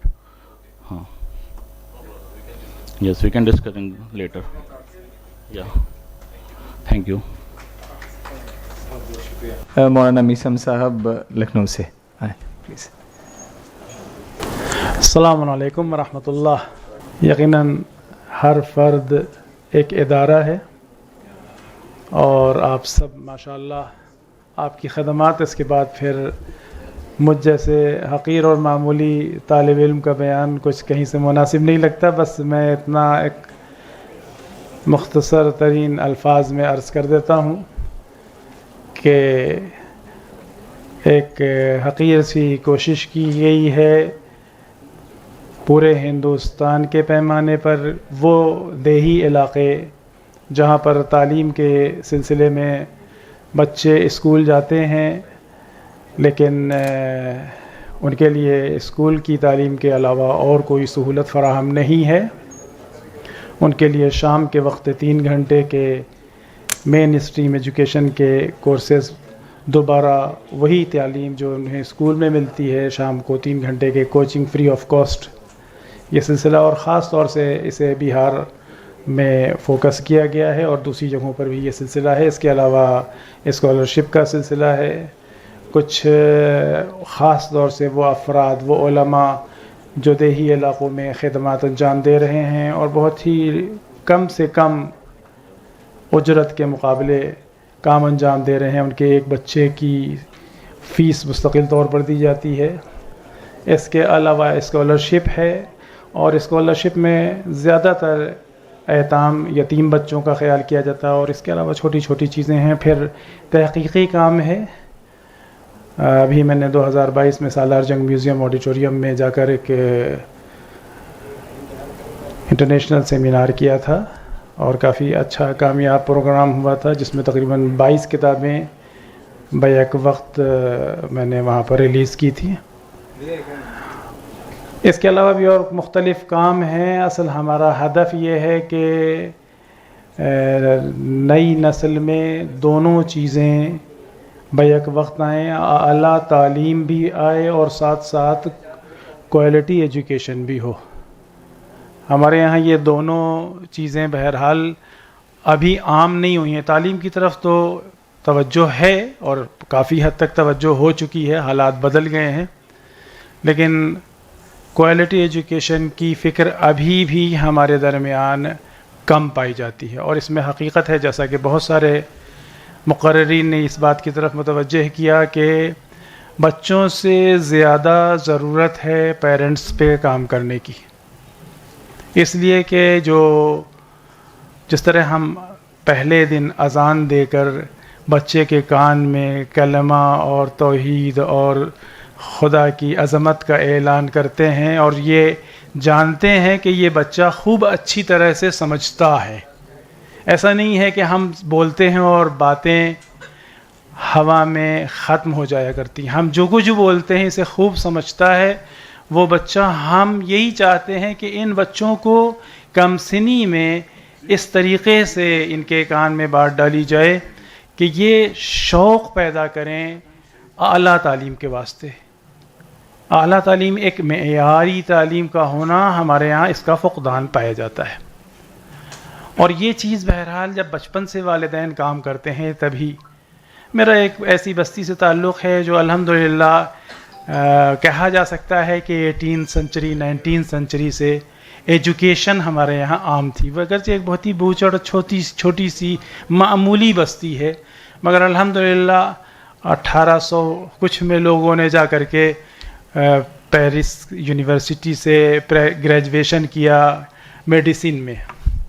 या मिसाल के तौर पर ये सब कहते हैं कि बुज़ुर्गों का तज़किरा करने से कुछ नहीं होने वाला है जब तक कि हम इस सिलसिले में ख़ुद नई नस्ल को बुज़ुर्गों के तज़किरों से प्रमोट करें और इनको आगे बढ़ाने की कोशिश करें। बताएं कि खाली पिछले तज़किरों से कुछ नहीं होने वाला है। इसी तरह से उलमा और फ़ुक़हा भी उस दौर में नजफ़ अशरफ में तालीम हासिल करके और ऐसी जगहें उन्होंने बनाई दुनिया के अंदर कि जो अपनी यहाँ पर बेमिसाल थी। सिर्फ इस बुनियाद पर इसी बस्ती के नमूने में से एक नमूना हमारे सामने ऐसा है कि एक माँ की गोद से पले हुए 2 बेटे एक यूनिवर्सिटी में वाइस चांसलर और प्रो वाइस चांसलर एक के बाद एक बनकर आए। ये कोई पॉलिटिकल पोस्ट नहीं है, इस बात को आप अच्छी तरह समझते हैं कि तो ये सब चीज़ें अगर पिछले दौर में पाई गई हैं तो हम अगले दौर में भी पेश कर सकते हैं, लेकिन ये सब उसी वक्त हम पेश कर सकते हैं जब नस्लों में मेयारी तालीम की फ़िक्र डालें। अगर हम नस्लों को मेयारी तालीम की तरफ मुतवज्जे नहीं करेंगे तो लाइन्स बात है, तालीम सिर्फ पेट भरने की ज़रूरत पूरी करने भर तो होएगी, इससे ज़्यादा हमें आगे नहीं ले जाएगी। मुझे याद है हमारे ही बस्ती के एक बुज़ुर्ग थे, वो कहा करते थे जब उनके यानी वो मेरे सामने नहीं, मुझसे एक पुश्त पहले की बात है, जब उनके बच्चे पूरे सूबे में कभी बेहतरीन नंबर लेकर आया करते थे और पहली पोजीशन होती थी, और उस ज़माने में आप जानते हैं कि 87% ले आना माना रखता था। लोग जब मिठाई लेकर आते थे तो वो कहा करते थे, भाई ये 87% पर लाकर तुम अगर मिठाई बांटोगे तो कल ये ठेला चलाएंगे, इससे आगे कुछ नहीं कर सकते। मेयार पैदा करो। खुद भी साइंटिस्ट थे और उनके बच्चे भी इसी मेयार के थे। इससे काम नहीं चलेगा कि 87% के ऊपर, अगर क्लास में सब अहमक होंगे तो 35% के ऊपर भी कोई ना कोई टॉप कर लेगा। मेरी बात की तरफ आप मुतवज्जे हैं नहीं? तो न कोई टॉपर हो जाना बहुत बड़ा कमाल हो गया। बैलेंस होता है अगर क्लास में सबके सारे के सारे बच्चे कमज़ोर होंगे तो 35% पे भी मुमकिन है कोई ना कोई टॉप कर ले। तो ये बातें बच्चों के जहन से निकाल कर आज की इस दौड़ में इस ज़रूरत को पेश नज़र रखते हुए बच्चों के अंदर फ़िक्र डाली जाए और बच्चों के पेरेंट्स पे भी साथ साथ काम किया जाए ताकि इनकी फ़िक्र उजागर हो और ये इस सिलसिले में बेहतर से बेहतर नस्लों को तैयार करके कौम के हवाले कर सकें। मैं बहुत ही मामूली सा तालिब इल्म हूँ और काम भी बहुत ही मामूली सा है, कोई बड़ा नहीं। माशाल्लाह आप हज़रात के बड़े बड़े प्रोजेक्ट के बाद उसकी कोई ख़ास ज़्यादा अहमियत ना होगी, मगर कहते हैं क़तरे क़तरे सैल गर्दद अनगही बर मोहम्मद वाले मोहम्मद सलवात।